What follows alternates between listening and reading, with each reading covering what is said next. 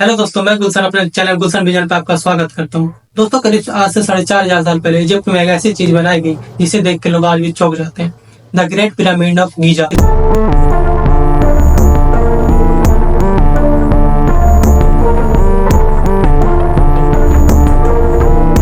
47 metre की height पर बनाई गई यह सब इंसानों द्वारा सबसे ऊंची चीज थी।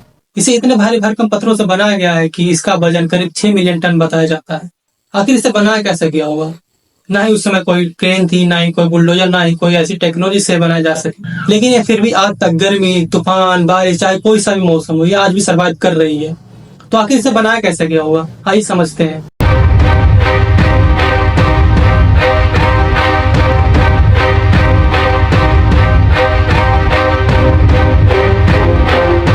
दोस्तों, हम इतिहास में जितना ही पीछे जाते हैं उतना ही मुश्किल हो जाता है पता लगाना कि एक्चुअली हुआ क्या था, कैसे हुआ था और कब हुआ था। लेकिन अनुमान लगा जाता है कि the great pyramid of Giza को बनाया था साल 2560 ईस्वी में फेरो खूफी के द्वारा, जो वहाँ के एशियंट राजा थे। ये नाइल नदी के किनारे लोकेटेड है, वेस्ट बैंक पे। आप फोटो जो वीडियो में देखोगे तो ये इकलौता पिरामिड नहीं है। इस जैसे दिखने वाले 2 और पिरामिड देखे जाते हैं जो सेम जगह पर बनाए गए हैं।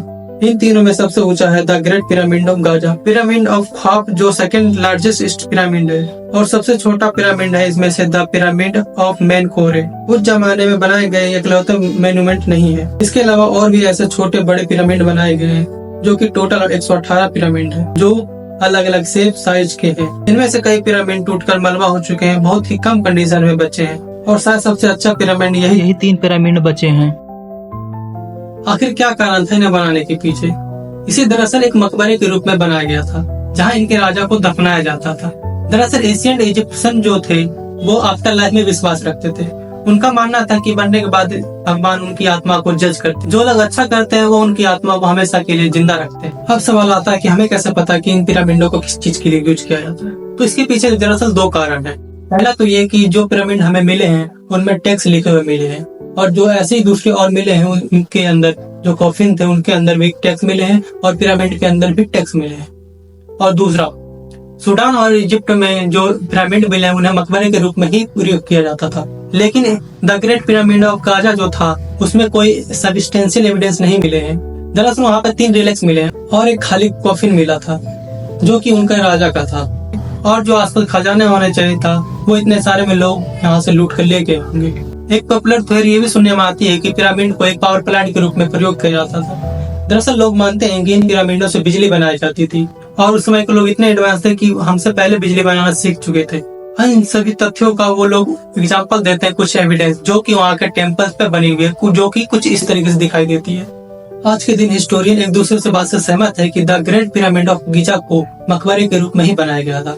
दरअसल उन समय लोग सोचते थे कि जितना बड़ा मकबरा होगा उतना ज्यादा खजाना और खाना रख सकेंगे, ताकि राजा की आफ्टर लाइफ अच्छी बीत सके। लेकिन अब बात आता है सबसे बड़े सवाल कि आखिर उन पिरामिडों को बनाया कैसे गया होगा, जो कि उस जमाने में 137 मीटर की ऊंची बिल्डिंग बनाकर रख दी थी। और ये बिल्डिंग बड़े बड़े पत्थरों से बनाई गई, जिसका एक पत्थर का वजन ही खुद ही 2.5 टन से लेकर 80 टन था।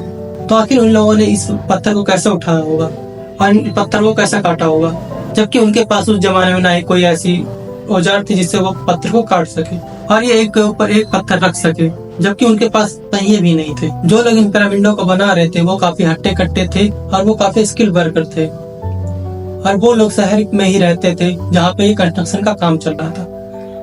टोटल बताया जाता है कि 20 से 30 हजार वर्कर दिन में 10-10 घंटे काम किया करते थे। The great pyramid of Giza को बनाने के लिए जो मटेरियल की बात करी जाए तो करीब 5.5 million ton limestone, 8,000 ton granite और 5 लाख टन मोटार का इस्तेमाल किया गया था। और ये जो पत्थर वहाँ बनाने के लिए लगे थे वो आसपास के ही रीजन से लाए गए थे, जो कि 800 किलोमीटर दूर था। अब बात करते हैं कि इन पत्थरों को कैसे काटा गया था। दरअसल उस समय कॉपर का बहुत ज्यादा इस्तेमाल करते थे, और ये कॉपर के टूल बनाया करते थे, और इनकी पत्थरों को काटने के लिए जो स्टाइल थी वो भी यूनिक थी। ये लोग पत्थरों में क्रैक और होल्स ढूंढा करते थे और लकड़ी से बने बेजेस डाल दिया करते थे। ये बेजेस जो थे वो पानी में सोक किए हुए होते थे, और जैसे ही पत्थर पानी को एब्जॉर्ब कर लेते थे ये बेजोस एक्सपेंड हो जाते थे और पत्थर टूट जाता था। लेकिन सबसे बड़े सवाल पे आए कि इन पत्थरों को कैसे मूव किया जाता था। दरअसल 2014 में एक स्टडी की गई थी और इस थ्योरी के अनुसार एक्चुअली में एक पेंटिंग मिली थी हुती होके टेप पे। लेकिन इस पेंटिंग में आप देख सकते हैं कि करीब 170 लोग एक स्टैट्यू को खींच कर लेकर जा रहे हैं एक स्लेट पर, और रस्ते का इस्तेमाल कर रहे हैं इतनी भारी चीजों को खींचने के लिए। लेकिन आप ध्यान से देखो तो एक आदमी स्टेचू के सामने पानी गिरा रहा है रेत के ऊपर। शुरुआत में आर्कियोलॉजिस्ट को लगा कि ये एक उनका रिचुअल है, लेकिन जब एक्सपेरिमेंट किया गया तो उन्होंने पाया कि रेत में सर्टेन अमाउंट में पानी गिराया जाए तो वहाँ का फ्रिक्शन कम हो जाता है और इसकी मदद से गीले रेत पे चीजों को ट्रेन करना काफी आसान हो जाता है।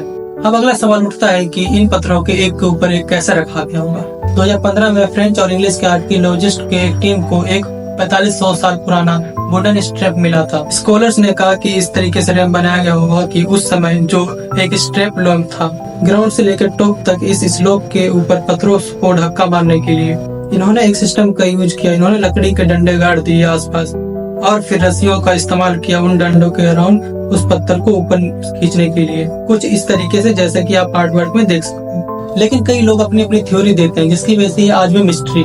लेकिन अब बात करते हैं पिरामिड की स्टेबिलिटी के ऊपर। तो पिरामिड के ऊपर एक मोटार की लेयर लगाया गया जिसकी वजह से ये स्टेबल है और चाहे तूफान हो, भूकंप आए, कुछ भी हो, ये आज भी वहाँ पे खड़ी है।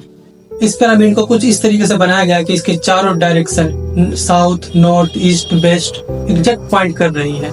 लेकिन बात यहाँ पे आती है कि उस समय ना ही ऐसी कोई टेक्नोलॉजी थी, ना ही कोई ऐसा कंपास, फिर भी इन लोगों ने एक ऐसी चीज बना दी।